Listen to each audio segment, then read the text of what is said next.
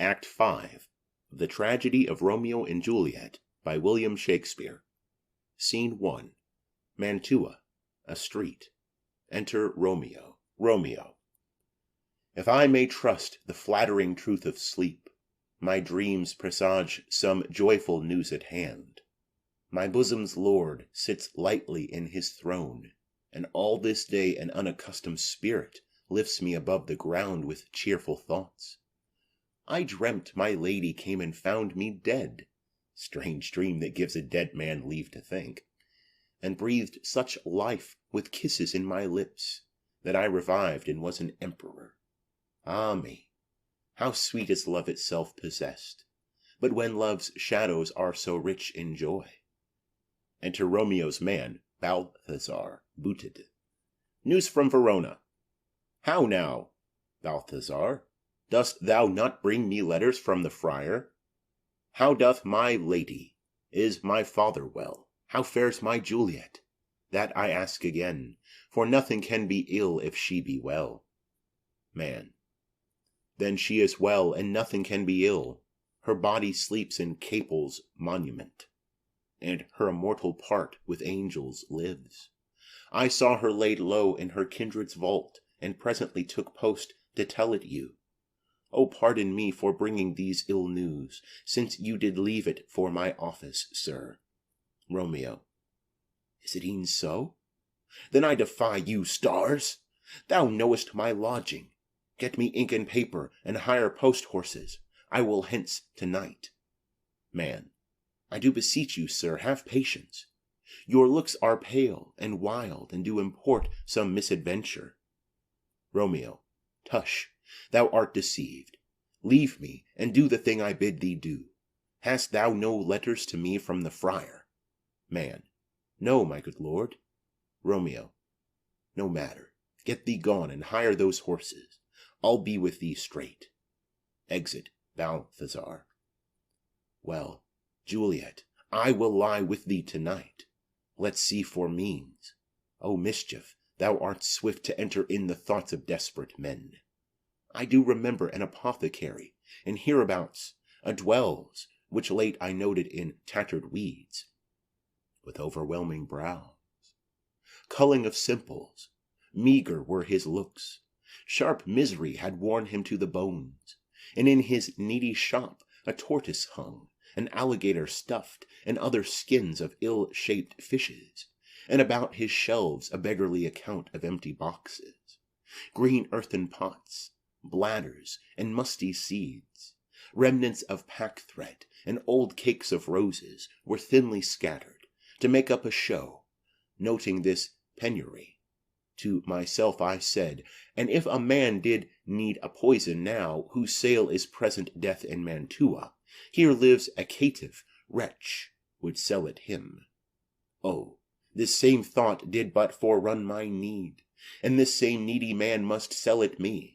As I remember, this should be the house, being holiday. The beggar's shop is shut. What? Ho, apothecary! Enter apothecary. Apothecary. Who calls so loud? Romeo. Come hither, man. I see that thou art poor. Hold, there is 40 ducats. Let me have a dram of poison, such soon speeding gear as will disperse itself through all the veins, that the life-weary taker maul fall dead, and that the trunk may be discharged of breath as violently as hasty powder fired doth hurry from the fatal cannon's womb. Apothecary. Such mortal drugs I have, but Mantua's law is death to any he that utters them. Romeo. Art thou so bare and full of wretchedness, and fearest to die? Famine is in thy cheeks, need and oppression starveth in thine eyes, contempt and beggary hangs upon thy back. The world is not thy friend, nor the world's law. The world affords no law to make thee rich. Then be not poor, but break it, and take this. Apothecary. My poverty, but not my will, consents. Romeo. I pay thy poverty, and not thy will. Apothecary. Put this in any liquid thing you will, and drink it off, and if you had the strength of 20 men, it would dispatch you straight. Romeo, there is thy gold, worse poison to men's souls, doing more murther in this loathsome world, than these poor compounds that thou mayest not sell. I sell thee poison, thou hast sold me none. Farewell, buy food and get thyself in flesh. Come, cordial and not poison, go with me to Juliet's grave, for there must I use thee. Exeunt. Scene 2. Verona. Friar Lawrence's cell. Enter Friar John to Friar Lawrence. John. Holy Franciscan Friar, brother, ho! Enter Friar Lawrence. Lawrence. This same should be the voice of Friar John. Welcome from Mantua. What says Romeo? Or, if his mind be writ, give me his letter. John. Going to find a barefoot brother out, one of our order, to associate me, here in this city, visiting the sick, and finding him, the searchers of the town, suspecting that we both were in a house where the infectious pestilence did reign, sealed up the doors, and would not let us forth, so that my speed to Mantua there was stayed. Lawrence. Who bare my letter then to Romeo? John. I could not send it. Here it is again, nor get a messenger to bring it thee. So fearful were they of infection. Lawrence. Unhappy fortune! By my brotherhood, the letter was not nice, but full of charge, of dear import, and the neglecting it may do much danger. Friar John, go hence, get me an iron crow, and bring it straight unto my cell. John. Brother, I'll go and bring it thee. Exit. Lawrence. Now must I to the monument alone. Within this 3 hours will fair Juliet wake. She will beshrew me much that Romeo hath not no notice of these accidents. But I will write again to Mantua, and keep her at my cell till Romeo come. Poor living corse, closed in a dead man's tomb. Exit. Scene 3. Verona. A churchyard. In it the monument of the Capulets. Enter Paris and his page with flowers and a torch. Paris. Give me thy torch, boy. Hence, and stand aloof. Yet put it out, for I would not be seen. Under yon yew tree lay thee all along, holding thine ear close to the hollow ground. So shall no foot upon the churchyard tread, being loose, unfirm, with digging up of graves. But thou shalt hear it. Whistle then to me, as signal that thou hear'st something approach. Give me those flowers. Do as I bid thee. Go. Page. Aside. I am almost afraid to stand alone here in the churchyard. Yet I will adventure. Retires. Paris. Sweet flower, with flowers thy bridal bed I strew. Oh, woe! Thy canopy is dust and stones, which with sweet water nightly I will do, or wanting that, with tears distilled by moans, the obsequies that I for thee will keep, nightly shall be to strew thy grave and weep. Whistle boy. The boy gives warning, something doth approach. What cursed foot wanders this way tonight, to cross my obsequies in true love's right? What, with a torch? Muffle me, night, a while. Retires. Enter Romeo and Balthazar with a torch, a mattock, and a crow of iron. Romeo. Give me that mattock and the wrenching iron. Hold, take this letter. Early in the morning see thou deliver it to my lord and father. Give me the light. Upon thy life I charge thee, whate'er thou hearest or seest, stand all aloof, and do not interrupt me in my course. Why I descend into this bed of death is partly to behold my lady's face, but chiefly to take thence from her dead finger a precious ring, a ring that I must use in dear employment. Therefore hence, be gone. But if thou, jealous, dost return to pry in what I farther shall intend to do, by heaven I will tear thee joint by joint, and strew this hungry churchyard with thy limbs. The time and my intents are savage wild, more fierce and more inexorable far than empty tigers or the roaring sea. Balthazar. I will be gone, sir, and not trouble you. Romeo. So shalt thou show me friendship. Take thou that. Live and be prosperous, and farewell, good fellow. Balthazar, aside. For all this same, I'll hide me hereabout. His looks I fear, and his intents I doubt. Retires. Romeo. Thou detestable maw, thou womb of death, gorged with the dearest morsel of the earth. Thus I enforce thy rotten jaws to open, and in despite I'll cram thee with more food.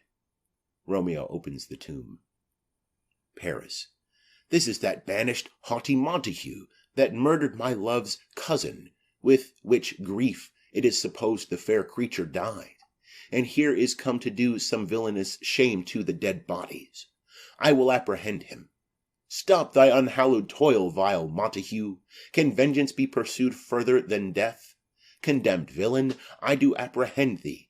Obey and go with me, for thou must die. Romeo. I must indeed, and therefore came I hither. Good gentle youth, tempt not a desperate man. Fly hence, and leave me. Think upon these gone. Let them affright thee. I beseech thee, youth, but not another sin upon my head by urging me to fury. Oh, be gone. By heaven, I love thee better than myself, for I come hither armed against myself. Stay not, be gone, live, and hereafter say, a madman's mercy bid thee run away. Paris. I do defy thy conjuration, and apprehend thee for a felon here. Romeo. Wilt thou provoke me? Then have at thee, boy. They fight. Page. O Lord, they fight! I will go call the watch. Exit. Paris falls. Paris. Oh, I am slain. If thou be merciful, open the tomb. Lay me with Juliet. Dies. Romeo.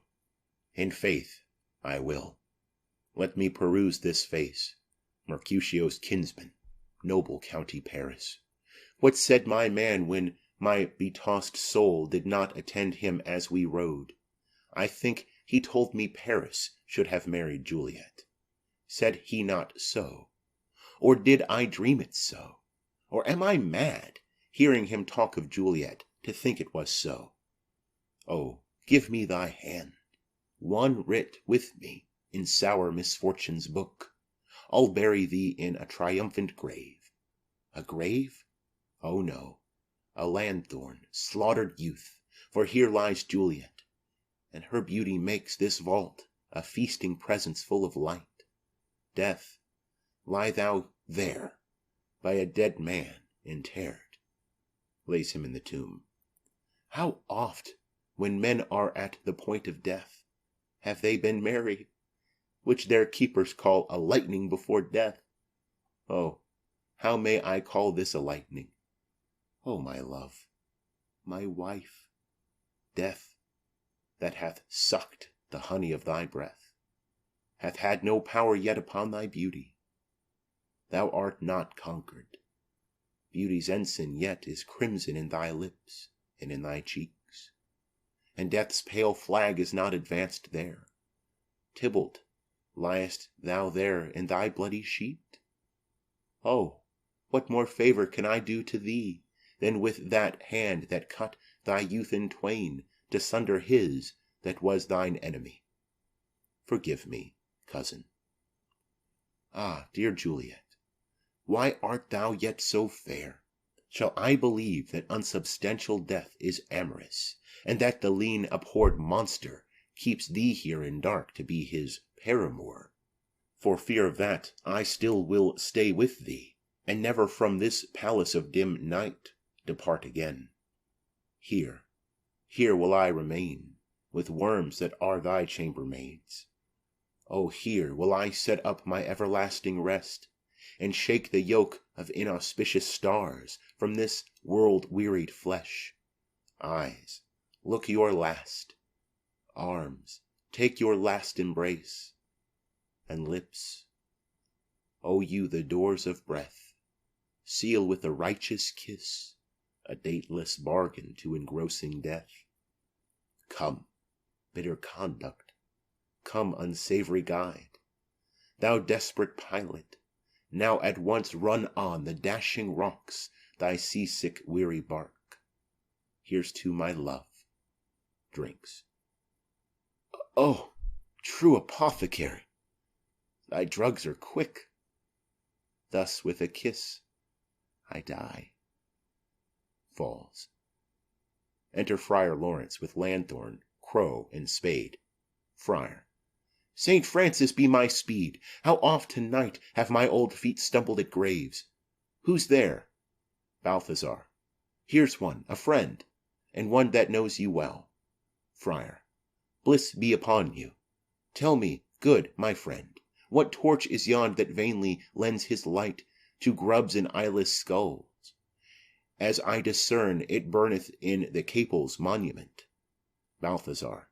It doth so, holy sir, and there's my master, one that you love. Friar. Who is it? Balthazar. Romeo. Friar. How long hath he been there? Balthazar. Full half an hour. Friar. Go with me to the vault. Balthazar. I dare not, sir. My master knows not but I am gone hence, and fearfully did menace me with death if I did stay to look on his intents. Friar. Stay then. I'll go alone. Fear comes upon me. Oh, much I fear some ill unthrifty thing. Balthazar. As I did sleep under this yew tree here, I dreamt my master and another fought, and that my master slew him. Friar. Romeo! Alack, alack! What blood is this which stains the stony entrance of this sepulchre? What mean these masterless and gory swords to lie discolored by this place of peace? Enters the tomb. Romeo? Oh, pale! Who else? What? Paris too? And steeped in blood? Ah, what an unkind hour is guilty of this lamentable chance! The lady stirs. Juliet rises. Juliet. Oh, comfortable friar, where's my lord? I do remember well where I should be, and there I am. Where is my Romeo? Friar. I hear some noise. Lady, come from that nest of death, contagion and unnatural sleep. A greater power than we can contradict hath thwarted our intents. Come, come away. Thy husband in thy bosom there lies dead, and Paris too. Come, I'll dispose of thee among a sisterhood of holy nuns. Stay not to question, for the watch is coming. Come, go, good Juliet, I dare no longer stay. Juliet. Go, get thee hence, for I will not away. Exit Friar. What's here? A cup? Closed in my true love's hand? Poison, I see, hath been his timeless end. O churl, drunk all, and left no friendly drop to help me after? I will kiss thy lips. Haply some poison yet doth hang on them, to make me die with a restorative. Kisses him. Thy lips are warm. Chief watch, within. Lead, boy, which way? Yea, noise? Then I'll be brief. O happy dagger! Snatches Romeo's dagger. This is thy sheath. There rest, and let me die. She stabs herself and falls on Romeo's body. Enter Paris's boy and watch. Boy. This is the place, there, where the torch doth burn. Chief watch. The ground is bloody. Search about the churchyard. Go, some of you. Where you find, attach. Exeunt some of the watch. Pitiful sight! Here lies the county slain. And Juliet bleeding? Warm and newly dead? Who here hath lain this 2 days buried? Go, tell the prince, run to the Capulets, raise up the Montagues, some others search. Exeunt others of the watch. We see the ground whereon these woes do lie, but the true ground of all these piteous woes we cannot without circumstance descry. Enter some of the watch with Romeo's man Balthazar. Second watch. Here's Romeo's man. We found him in the churchyard. Chief Watch. Hold him in safety till the prince come hither. Enter Friar Lawrence and another watchman. Third Watch. Here is a friar that trembles, sighs, and weeps. We took this mattock and this spade from him, and he was coming from this churchyard side. Chief Watch. A great suspicion. Stay the friar too. Enter the prince and attendants. Prince. What misadventure is so early up that calls our person from our morning rest? Enter Capulet and his wife with others. Capulet. What should it be that they so shriek abroad? Wife. The people in the street cry Romeo, some Juliet, and some Paris, and all run with open outcry toward our monument. Prince. What fear is this which startles in our ears? Chief Watch. Sovereign, here lies the county Paris slain, and Romeo dead, and Juliet dead before, warm and newly killed. Prince. Search, seek, and know how this foul murder comes. Chief Watch. Here is a friar, and slaughtered Romeo's man, with instruments upon them fit to open these dead men's tombs. Capulet. O heavens! O wife, look how our daughter bleeds! This dagger hath mistaken for, lo, his house is empty on the back of Montague, and it missheathed in my daughter's bosom. Wife. O me! This sight of death is as a bell that warns my old age to a sepulchre. Enter Montague and others. Prince.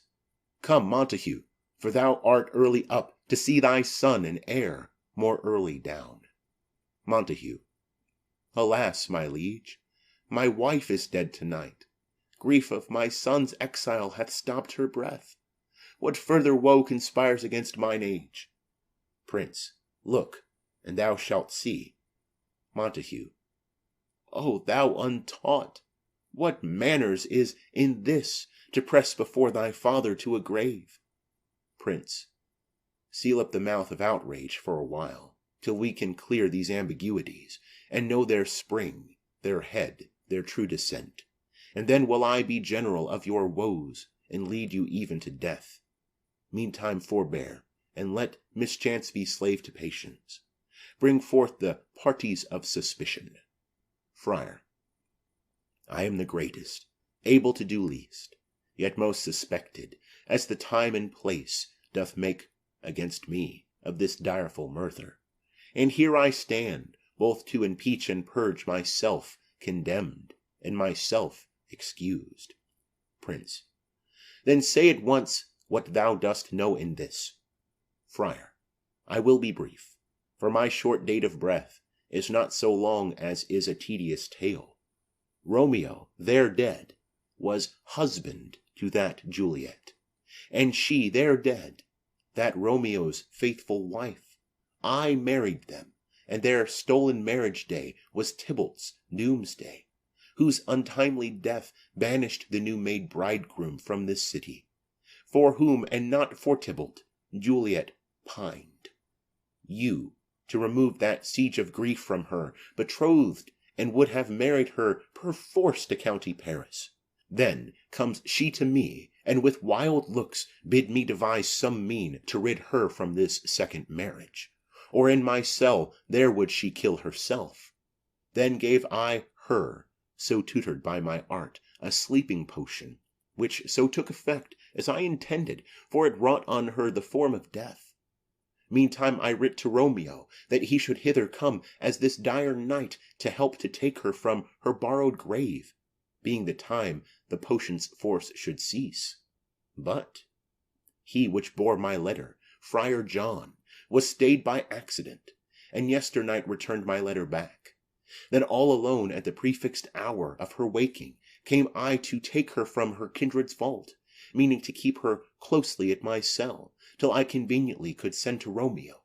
But when I came, some minute ere the time of her awaking, here untimely lay the noble Paris, and true Romeo dead. She wakes, and I entreated her come forth, and bear this work of heaven with patience. And then a noise did scare me from the tomb, and she, too desperate, would not go with me, but, as it seems, did violence on herself. All this I know, and to the marriage her nurse is privy. And if aught in this miscarried by my fault, let my old life be sacrificed some hour before his time unto the rigor of severest law. Prince. We still have known thee for a holy man. Where's Romeo's man? What can he say in this? Balthazar. I brought my master news of Juliet's death, and then in post he came from Mantua to this same place, to this same monument. This letter he early bid me give his father, and threatened me with death, going in the vault, if I departed not and left him there. Prince. Give me the letter. I will look on it. Where is the county's page that raised the watch? Sirrah, what made your master in this place? Boy. He came with flowers to strew his lady's grave, and bid me stand aloof, and so I did. Anon comes one with light to ope the tomb, and by my master drew on him. And then I ran away to call the watch. Prince. This letter doth make good the friar's words, their course of love, the tidings of her death. And here he writes that he did buy a poison of a poor apothecary, and therewithal came to this vault to die, and lie with Juliet. Where be these enemies? Capulet, Montague, see what a scourge is laid upon your hate, that heaven finds means to kill your joys with love. And I, for winking at you discords too, have lost a brace of kinsmen. All are punished. Capulet. O brother Montague, give me thy hand. This is my daughter's jointure, for no more can I demand. Montague. But I can give thee more, for I will raise her statue in pure gold, that whiles Verona by that name is known, there shall no figure at such rate be set as that of true and faithful Juliet. Capulet. As rich shall Romeo's by his lady's lie pour sacrifices of our enmity. Prince. A glooming peace this morning with it brings. The sun for sorrow will not show his head. Go hence, to have more talk of these sad things.